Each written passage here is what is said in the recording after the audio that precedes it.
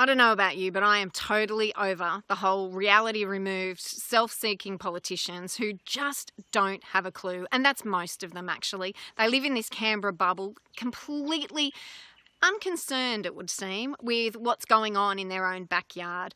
Now, I live on the mid-north coast of New South Wales. It's gorgeous. We have water. You can see my creek right here. My paddocks are getting pretty dry and there's dirt patches, but nothing like out west.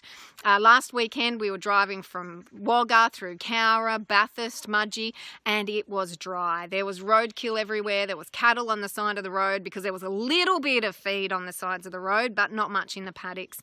And yet, if you turn on your TVs, if you've watched anything on Sky News or ABC or any of the programs this week, read any of the newspapers, you'd see that the only dominant articles have been about a by-election or several by-elections this coming weekend and Emma Hussar and the dog walking fiasco. Now, while it's right that we should get upset about the misuse of taxpayer dollars when it comes to these sort of staff members, it's absolutely ridiculous. You know, they focus on these all the by-elections where it's because politicians have done the wrong thing and now they're just wanting to get re-elected and waste more of our taxpayer dollars, and yet farmers are losing their livestock. They're having to shoot them. They can't put enough food on their tables. The banks are breathing down their necks for loan repayments, and many are taking their own lives. And the politicians barely raise an eyebrow, barely say anything about it, barely encourage their constituents to do anything.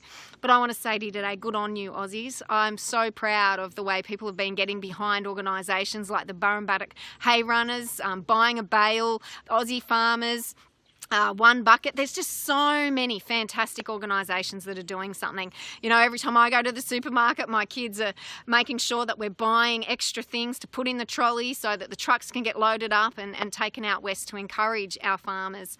You know, here on the mid-north coast, I'm surrounded by farmers who are 4th, 5th, 6th generation farmers, and while they're doing it tough, nowhere near as tough as what the ones out west are doing. And I think, you know, these farmers are good people. They're hardworking, they're decent, they're common sense. They're just really great people.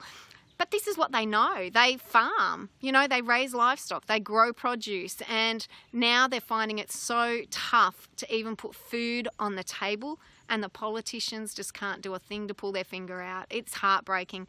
But the Aussie community, the Aussie spirit is pulling together. And we are making sure that the farmers know we are for you. We really feel for you, and we want to do what we can to support you. So Aussies, get out there. You can write emails, you can buy produce, you can buy a bale. There's so many different ways you can help our farmers. But don't leave it at that. Make sure you tell our politicians that you've had a gutful, that you've had enough of their antics that are all self-serving, all about keeping them in a job. Tell them, you know, look after our own backyard. Stop borrowing money to give to overseas aid. Stop borrowing money to give so that we can have a foot in the door with organisations like the corrupt United Nations.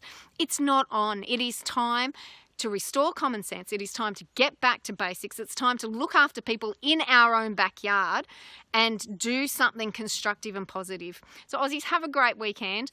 Keep giving, keep supporting, keep helping our farmers any way you can. And make sure you tell those Canberra politicians what you really think of them. They will listen. They will listen. If you pick up the phone, if you send them an email, let them know enough's enough. We've had a gutful.